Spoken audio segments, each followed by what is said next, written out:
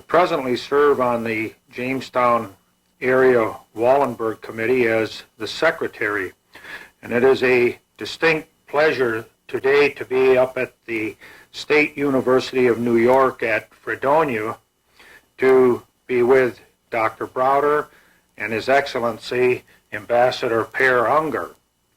Per Unger served in Budapest, Hungary at the time of Raoul Wallenberg's endeavors. We'll have the opportunity to have Dr. Browder interview him today and ask many pertinent questions. Per Unger was born in Gothenburg, Sweden, graduated from the Uppsala University in 1939 and began his Foreign Service career in the 40s, served in many of the countries and cities such as Vienna, Cairo, Australia, and even over in San Francisco here in America for many years. Per Unger is the author of the book With Raoul Wallenberg in Budapest. Per Unger, the Ambassador Unger, is now involved in the time-consuming task of continuing to keep the name and endeavors of Raoul Wallenberg alive throughout the world as he directs the Wallenberg Association with its head offices in Stockholm, Sweden. With us today is Dr. George C. Browder, Associate Professor of History of the State University of New York College at Fredonia. He holds a Ph.D. in Modern European History from the University of Wisconsin in Madison, where he graduated from 1968, and he specializes in 20th century Europe history, and especially with Germany. Dr. Browder is the author of several articles on German history, particularly the Nazi SS and police agencies.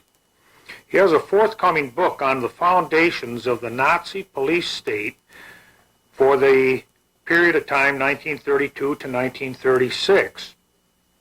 It is a study of the consolidation of police power in the hands of SS leaders Heinrich Himmler and Reinhard Heydrich, and of the men who were drawn into the organizations under them. Currently, he serves as chairman of the Miriam and Elias Goldblum Memorial Holocaust Fund Committee and is active in the assembly of materials on the Holocaust for the Memorial Archive at Fredonia. Projects include videotaped interviews with eyewitnesses and survivors, such as we are having today. It is a great pleasure to have you with us, Per Unger, and Dr. Browder, and we invite your questioning to Per Unger at this time. Thank you. Ambassador Unger, welcome to Fredonia. Thank you. You've certainly had a fantastic experience working with Raoul Wallenberg during this period in which he saved so many lives. At the time that you and he were active in 1944 in Hungary, the Germans had already eliminated many of the Jewish people, and Hungary was one of the few countries which had escaped this debacle, relatively speaking, because as an ally the Nazis had not interfered internally too much. But then in spring of 44, as the Russians began to approach, Germans moved in and took over to shape things more to their liking in Hungary. And at that time, the Jews of Hungary began to meet their fate. I believe you've told us that over 600,000 in the countryside were rounded up and moved out even before Wallenberg arrived, and that most of the remaining people were about 200,000 concentrated in Budapest. And on his arrival, he joined the effort that your people had already begun to issue various identity papers that would help some of the Jews survive. Neutral countries like Sweden and Switzerland and whatnot had done this. And then under his leadership and direction, perhaps as many as 25,000 people were given these papers. And then at the last minute he saved something like perhaps 70,000 people in the ghetto of Pest during the transition period when the Nazis were being driven out and the Russians were coming in. A time when the Arrow Cross movement, the fascists of Hungary, were sort of had free rein and might very well have actually intended to blow up the ghetto and all the people in it. And he stayed there personally and saved them from this with his presence. And then, of course, as we all know, disappeared after the Russian moved in, took him custody, and carried him away. And he's only occasionally been seen in Russian prisons since then. This was an extremely interesting man, a man who came from a foreign country, far removed from Hungary, to save these people on a special mission. And a man who eventually has, if not actually given his life, has certainly given his freedom to do this. You knew him incidentally before this time, and then worked with him rather closely for several months there. Can you give us any insight into the mind and the background and the shaping of such a man that would lead someone to do such an extraordinary thing? Did he give you any insights into himself, into his motives, into his beliefs that would help us understand him? Well, he wasn't that the kind of person who opened himself easily for anyone else. So that was rather difficult to get a picture of him in sort of trying to ask him about his feelings, so to say. So my observation is more on him from the outside, how I look upon him and how, according to how he acted and so on. And he already had a name to being an unusual boy, in a way that he in the schools, for instance, he always stood up for the weaker ones against the stronger boys, for instance, and he was very sort of being always for himself a little bit. He gave an impression of being already at that time a philosopher in a way, and he grew up, and he didn't become what you would think of as sort of a He-Man type doll, Superman. He more looked like an intellectual, a professor. He had a deep interest for religion and for the meaning of life and for philosophy and all that. So I had many talks with him on those subjects. I remember when we had grown up, I really didn't meet him till we were both on the sort of university level in Stockholm. We didn't become very good friends at that time. We just saw each other now and then.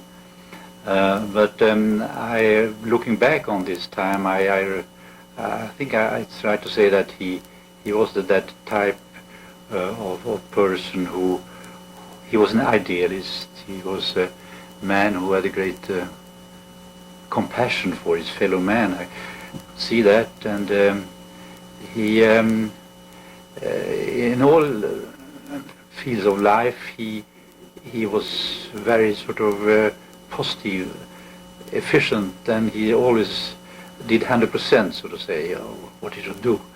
There was no compromises, nothing. He, for instance, he joined the Swedish voluntary, for Swedish Home Guard during that time before the war, when we saw that the war is coming on, and he was there very active, training the young boys, defending our country and all that, and so forth.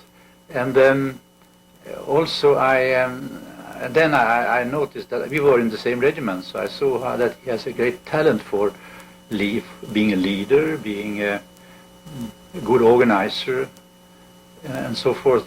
He even if he didn't give that impression, he developed it.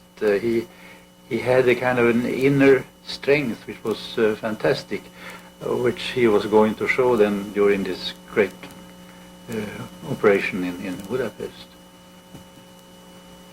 Did he speak much about religious conviction, or do you believe his sense of humanity was, as you said he was an intellectual? Do you believe it came more from intellectual or philosophical bases? Did you have any clues?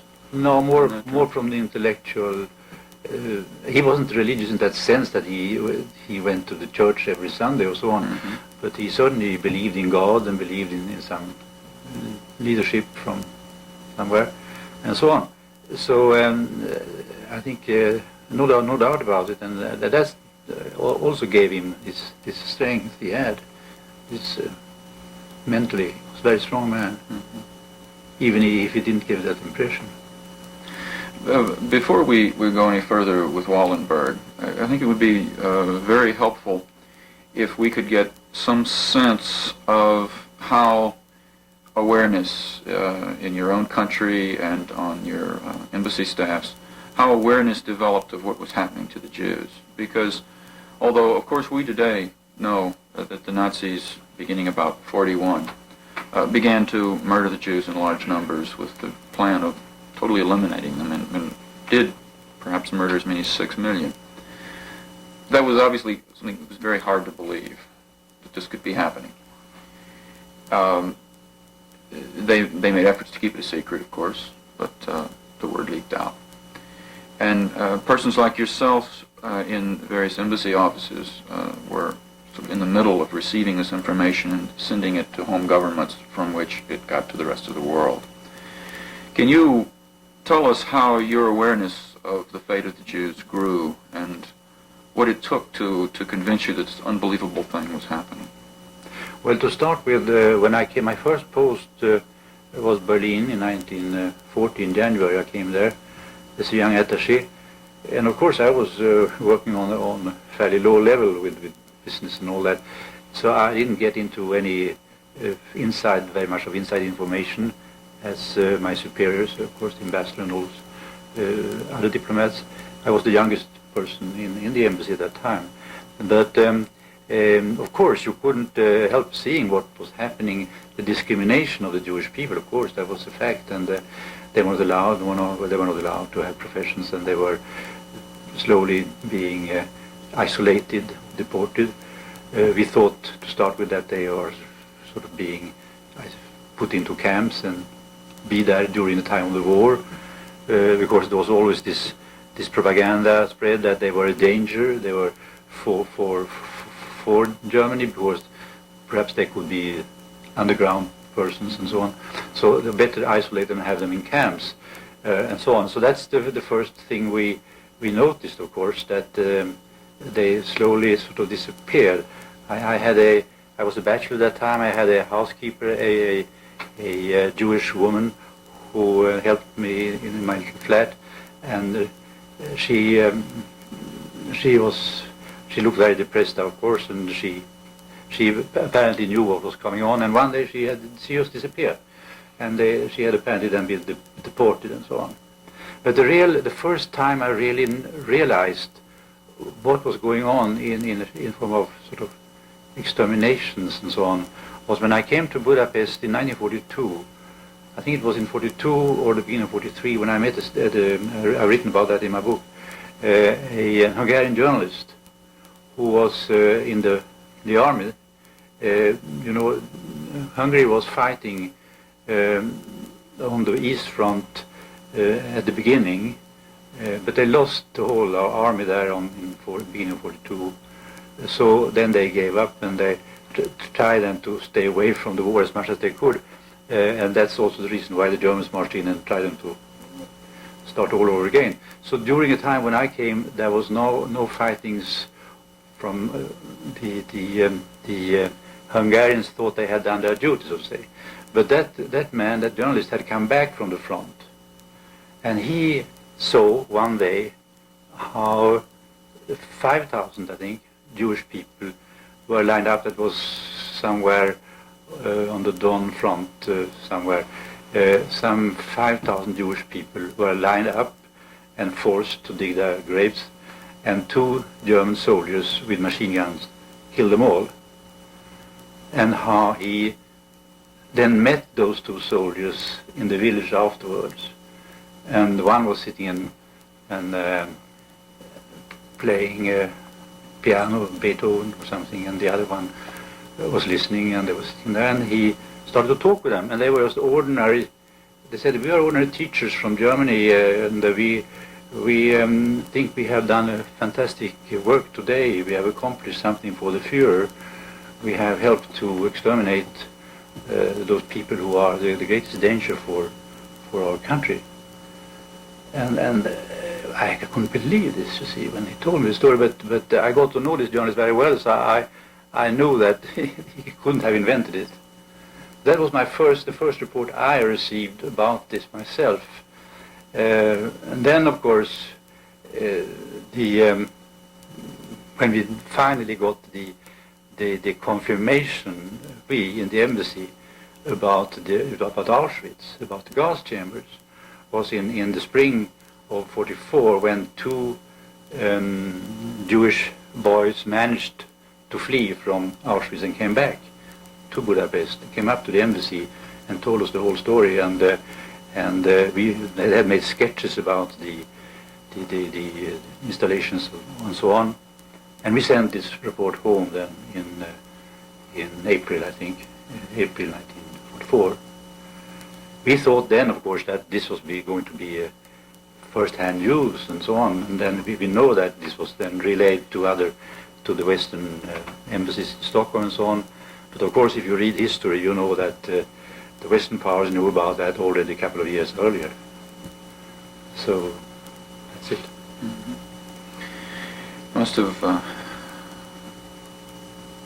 been rather unimaginable to conceive of this. I imagine that as you described the reports of the Einsatzgruppe, and the first one, the shooting of the people in Russia.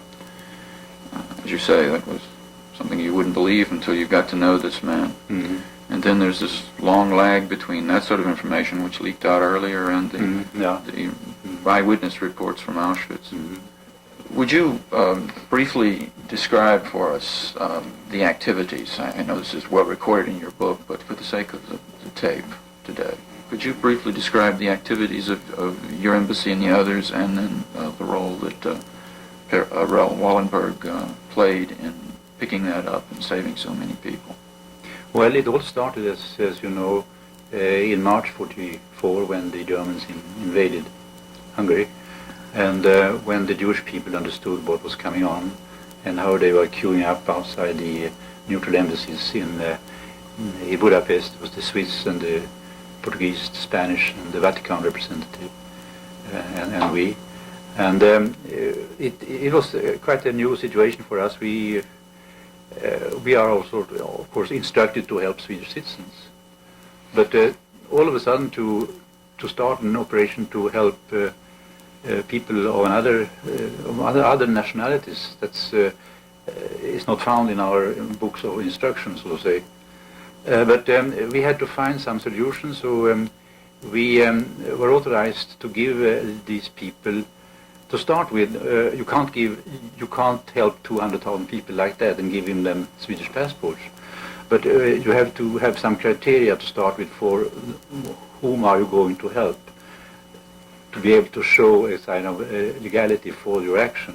So we decided that people who had relatives in Sweden and people who were representing Swedish enterprises, they were under our protection, we thought, and we gave them visa to Sweden.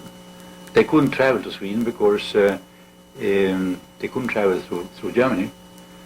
But we gave them this visa anyhow, hoping that one day it would be possible. And in the meantime, we had to see to it that they were protected on the spot. So we then invented a kind of small documents or certificates certifying that the holder of this paper has got a visa to Sweden, and till this trip to Sweden be possible, he is under the protection of the Swedish embassy. I mean, internationally, from a national legal viewpoint, it's it's an illegal document. I mean, but what was with stamps on it, and the Nazis who were impressed with documents with stamps, and many of them couldn't read very well, so they were impressed, and we were encouraged to go on along those lines when we saw that quite a few managed to save themselves from being deported in showing these papers. But the number of people increased the whole time, and we couldn't cope with it. So we sent for more help from Stockholm, and that is the time in Stockholm. It coincides then in Stockholm with negotiations going on, when the American Embassy and the World Jewish Congress asked the Foreign Office to send someone to Budapest to organize a big humanitarian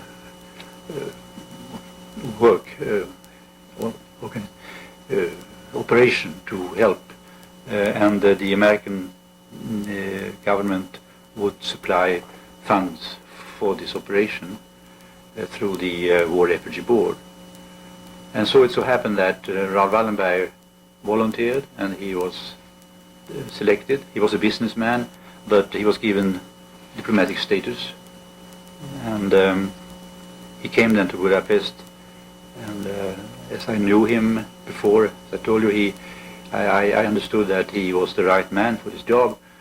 So he worked on this along the same lines. He invented these protective passports, developed further these documents I described to you, and made them more spectacular in Swedish colors and Swedish coat of arms and so on, but with the same text more or less. And he also managed to get the Hungarian government to approve that we were entitled to do this. That's a miracle how he did it, but anyhow, it was made, and to start with, we had the permission to issue 5,000 of those passports. Of course, and then we lodged these people in houses under our protection, houses we bought thanks to the American money. We had about 30 big apartment houses in Budapest at that time, and instead of 5,000 there might have been, say, 3 times as many as we were hiding there, illegally of course, but everything was illegal in a way. So that's the way how he started off saving people in issuing those passports. But then the other side of the coin is how he in person saved many people. That is how he became legendary. I mean, how he went out to railway stations and death marches and saved the Jewish people just in bluffing and telling the German officers that we know that these people have Swedish passports, and you over there you have, and so on. And he more or less marched away in front of the Germans with 100 people at a time, and we lodged them then in our houses and so on. So that's how he operated, right. In short. I could go in details and go on for hours, right. What kind of methods he used, but that is generally the way he acted. Mm-hmm. Mostly the objective was to either convince the Germans or the Hungarian police who were doing the rounding up that these were people they couldn't touch. They were protected by the Swedes, yes. or the Swiss or whoever was whatever papers they were holding. Yeah. And then in the last minutes, the Iron Cross people were literally murdering Jews on the streets. And that is the difficult time. First of all, it's interesting to note that the time of this rescue operation wasn't more than 6 months, and out of these 6 months, I would say that the 4 months was quite sort of peaceful period. It was quite a peaceful period because Horthy had the head of state had on the request of the Swedish king stopped the deportation from Budapest. Mm-hmm. So when Raoul Wallenberg arrived in July 44, nothing happened then. So all these passports and all that we issued, and then all the people we lodged in the houses, they were there, and we thought, no, it's fine. They were sitting here, and then the war will soon be over, and we have saved them. So Raoul Wallenberg more or less prepared himself for home in August, I think it was. Till then this new situation comes along when the Germans are handing over the power to the Hungarian Arrow Cross people, the Nazis, in October. So I would say that the critical period, the period when Raoul saved people's lives, is between the 15th of October and the say the 15th of January till the Soviets arrived. Thank you. When the Soviets arrived, the embassy staffs were on the Buda side of the river, and the ghetto, which Raoul was guarding with his life, was on the pest side, and that was liberated first. And then there was it several days or several weeks before the other side of the river was. Well, I think it was a whole month. A whole month, yes. And sometime during that time, he was taken away by the military, and then the KGB took him off to Moscow. Yes. Their suspicion was that he was an agent. They were very suspicious of this massive number of specious documents that had been generated. They started encountering these, and they encountered this man, whose name, of course, was known to them as one of the leading capitalist families of the West, and also suspicious as far as they were concerned. You've said that you're convinced that Wallenberg himself had absolutely no mission other than the humanitarian mission that he was on. However, there were reasons why the Russians would be so suspicious of this man. Could you elaborate a little bit on the background of that for us, please? Yeah, when I was in the past, when I was asked about the reasons, which are the reasons for the Soviets to arrest Raoul Wallenberg, I always said that we don't know, of course, but the theory must be that they couldn't believe that any neutral country or a neutral sort of diplomat could stay on a battlefield, risk his life just to save Jewish people's lives. That was impossible according to their thinking, the Soviets. And that must be a pretext for something else. That must be pretext for spying. And when they learned that Raoul Wallenberg was that his operation was financed by the Americans, that he got money, they said, "Oh my, that's another proof that he gets money for his spying now, and for to use that for this purpose." And finally, when he met the Soviets, how he told them that he was going to stay on. I guess he used the same voice as he used when he spoke to the Nazis, very determined, and said, "Look here, I'm a Swedish diplomat. I'm going to stay on here, and I'm going to reorganize this whole thing, and there will be a new humanitarian action here. We're going to see to it that the Jewish people, their family will be reunited, and their property will get back, and then we'll start a new humanitarian sort of mission here in Budapest. So, and here is the plan for it." And of course, when the Soviets saw that, they said to themselves, "My God, that's absolutely another proof of this." First of all, they didn't allow anybody, any foreigner at all, to stay on. We were not allowed. We were taken away from Budapest as soon as we were in their hands. And secondly, then they understood that Raoul Wallenberg especially wanted to stay on because he wanted to spy on them. That is always how I said in the past. Now, last year, I think, I read this book, The Abandonment of the Jews. I've forgotten the name of the author now, an American author. It appeared here, I think it was last year or the year before. And in that book is a page quoting a document from the State Department about Raoul Wallenberg's mission, saying that the man in Stockholm at the embassy, his name was Ivar Olsson, he was the War Refugee Board's representative, and that was the man with whom we negotiated. That was the man with whom Raoul Wallenberg always corresponded, and he sent the money and all that and so on. And it said in this document that he was the War Refugee Board's representative, but he was at the same time an OSS man. He was the Secret Service man at the embassy in Stockholm. We didn't know that. Raoul didn't know that. I didn't know it. But the Soviets knew it. And of course they said to themselves that there is an American agent who have sent another agent to Budapest to spy on us when we are arriving and so on. Of course, then the people say, well, look here, but you are allies. I mean, but I mean, if you read history, you will find that the Cold War had more or less started already at that time. Oh, yes. Yes, they were certainly suspicious of any kind of Western effort to maintain some kind of link, and then that OSS connection would have convinced them that Wallenberg was building a network, either consciously or unconsciously.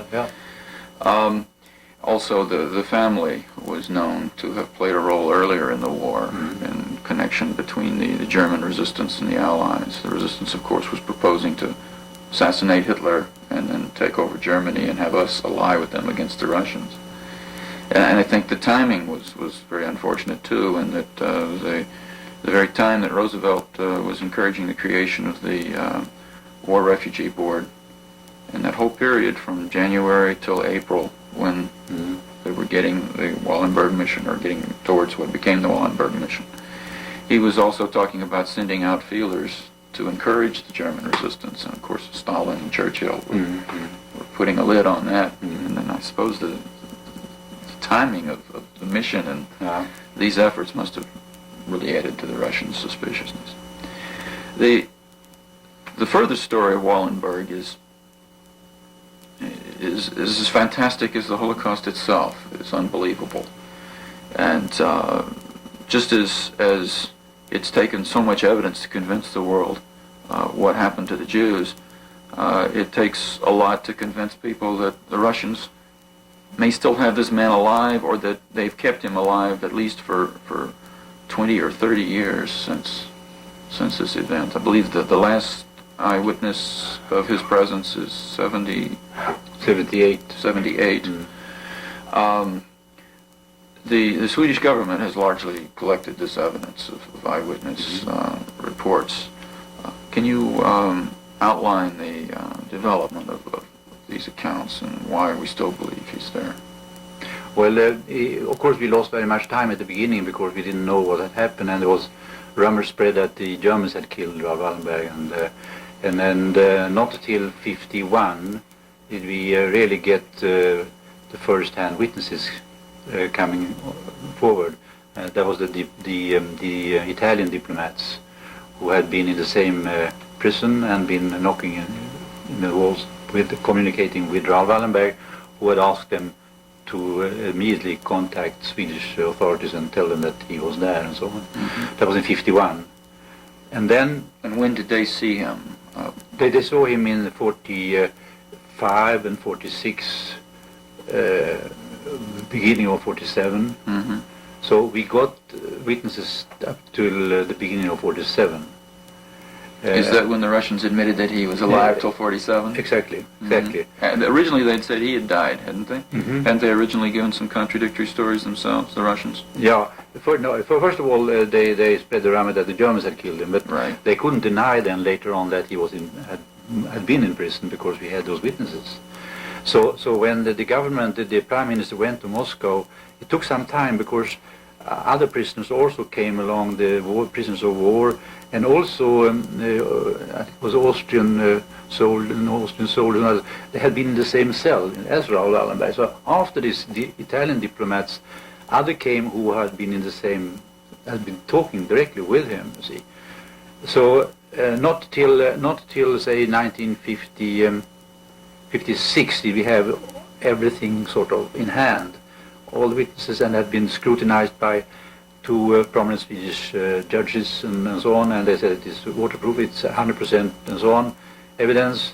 And with that material, the Prime Minister went to Moscow, presented to the Soviets, and they said, we'll look into this, and as usual it took a long time, and not till a year after did we get their answer saying that, well, we are sorry, you are right, he was in the Lubyanka prison, but it was a mistake. He was taken there. It was a previous government, previous regime, but he died. And that's always been discussed, of course, in Sweden. Was it the right thing to present it like that and say that we know that he was in the Lubyanka prison until the beginning of 1947? One perhaps could have avoided mentioning any dates. But of course, the Soviets jumped on that, of course, and said, well, okay, it's correct, but after that he died. And so it didn't last long after that till new witnesses came forward who had seen him in Vladimir prison and then so on in the 50s. And we had that material again scrutinized by experts in Sweden saying that this is absolutely also full evidence. But then the Soviets have been denying the whole time and returning to their first reply. It's all the same. Haven't we told you that he died in 1947? So whatever we now produce of evidence, they just don't care about it. They stick to the 47 story now. The whole thing. So it has been going on like that for all the years. So the same thing when the last witness came forward in 78. The Soviets said, well, okay, we have told you already that this is not correct. This last witness, it's a false witness. We have told you that he died. So I mean, whatever we do there along that line doesn't help. Mm-hmm. Since they have apparently kept him alive, the only conceivable motive, at least for us, is that they're holding him for exchange, some exchange purpose. Is there any other theory than this? No, I would say so. It's according to their philosophy that you never give away anything. Why should you? I mean, you might get something for him one day, and it's much better to have him here. And there's always this enormous Soviet, I would say, bureaucracy that there is always someone above you. You can always be punished if you do something wrong. If you would release Raoul Wallenberg, I mean, why should you? One day you could have got something for him. Or if you kill him, the same thing. You could be punished because one day you could have got something, valuable. An exchange for one important Soviet spy or some very valuable equipment they want or whatever. So that's the... Has any offer ever been made, to the best of your knowledge, an actual exchange offer to test? No, not really what I know about. I don't know really what's going on from all. I mean, there are many countries, who have intervened on his behalf now. Yes. And we do hope that that President Reagan, who raised this question in November last year with Gorbachev, that gives a kind of a authorization for further dealing with this subject on other levels, so to say. Mm-hmm. People who then know what kind of offer one could make or do. You've told some stories about the arrival of the Russians and this strange situation that they encountered when they arrived in Pest and found Wallenberg and all of his charges. What did some of them tell about this? Well, you see, being very suspicious as the Soviets are, perhaps you could understand then that their suspicions increased when they came to Budapest. That is, the Pest side was occupied first. And the story goes that Malinovsky, this general who occupied that part of Budapest, when he entered the city and he saw the Swedish flags on every building and everyone coming up and showing Swedish passports, and also Swiss for that matter, and Portuguese and Spanish and all that, he is supposed to have said that he thought that he had come to an Hungarian city, but he now realized that it was more a Swedish city he had come to. And when he arrived came to one of Raoul Wallenberg's offices, there was a Jewish co-worker there in charge of that office, where they had quite a few people employed. And the Soviets asked this man, "Who are you?" "Well, I'm a Swedish diplomat and I'm head of this Swedish embassy here. And here are all the other Swedish diplomats," and he pointed at the 200 other Jewish people. so of course the Soviets started to wonder what is all this about. Yes. What are the Swedes doing here? Mm-hmm. There's all of these phony credentials were, of No. course, to save these people, but Yeah. that, of course, was not at all the way the Russians saw it, I can imagine. When the Buddhist was finally liberated, in your book you told of a very great ordeal in which you were under shelling and Oh, yes. buildings were under fire. Well, that's And a whole chapter in itself. What our experience. You believe that I think that to some extent you were saved because the first officer that happened on you, I believe, was an NKVD officer, wasn't it? Yes, and they didn't have. You see, the Soviets didn't have that kind of a coordination between their forces as we would have in a Western army. They had two generals who were rivals. There was Tolbuchin, who was occupying Buda, and Malinovsky, who was in charge of the pest side. And those two didn't talk to each other. So it would have been very easy for Malinovsky to telephone over to Tolbuchin and say, look here, if you see any Swedes, grab them because they are very suspicious people. But he didn't do that. Mm-hmm. And we didn't have also the sort of operations on Buda side with houses for the Jewish people and the passports and so on. It was more concentrated to the pest side. So the Tolbuchin commando never realized who that we really were those bad people at all. So we were taken care of, and there are many episodes, of course, which I could tell you about, and how we saved our lives and so on. And if I have time, I'll tell you just one, and that is when we were sitting then on the Buddha side and up in the center where the royal palace was and so on. We realized that we should evacuate from there. So I was ordered to, with another Swede, to try to get out of that part and go and come closer to the front where we had another house, and to try to find a possibility to evacuate the Swedes and the Swiss out there to get in the hands of the Soviets earlier and not to be part of a kind of a fightings in the Buda. And so we came there to that house and spent the night there, and the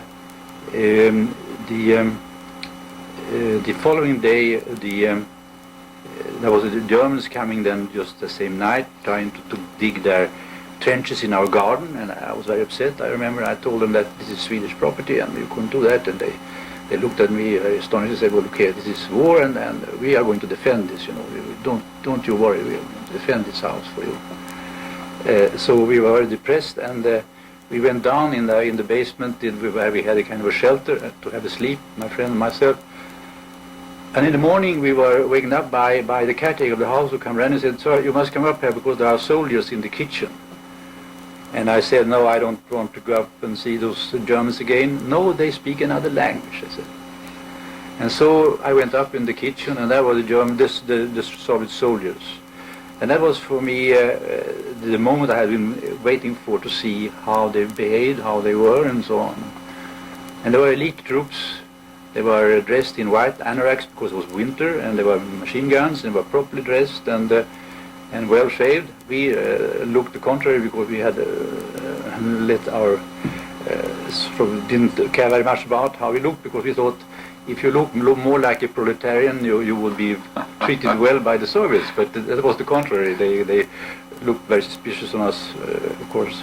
But anyhow, we showed our documents, and which we had translated into Russian, and they saluted and left. So I said to my friend, this is fantastic. Our saviors have arrived, and look how wonderful they are. And so we took a glass and say skål to these saviors, and we had just swallowed that when it was hard knocking on the door, and I went to open, and in came an officer of Mongol-looking type, you know, and with 20 soldiers of the same appearance behind him. And I showed my papers, and he said, no, that's no good. He looked at the house, and he said, well, this is perhaps some place where I could have my soldiers. Here's my quarter.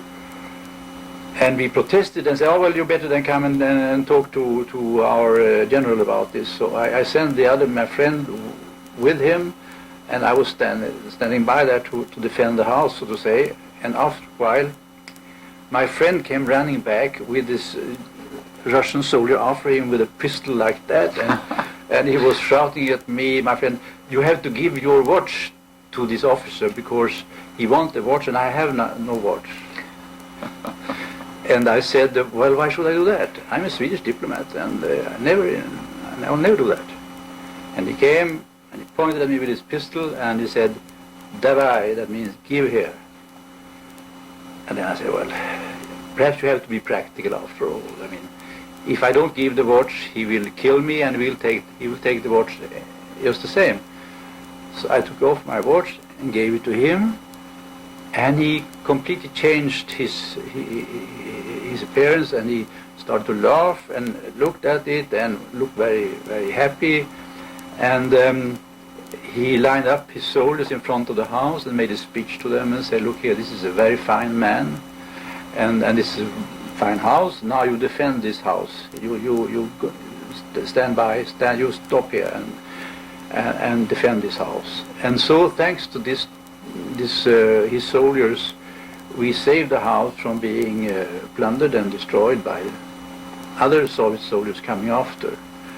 And I saved our lives, the house, the Swedish property, through this watch.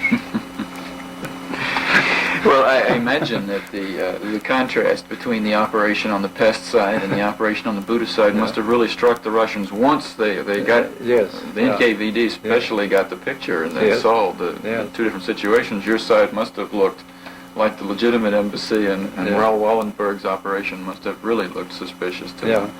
So the poor man was sort of walking into a trap that probably wasn't of anybody's deliberate making, but was a very unfortunate event.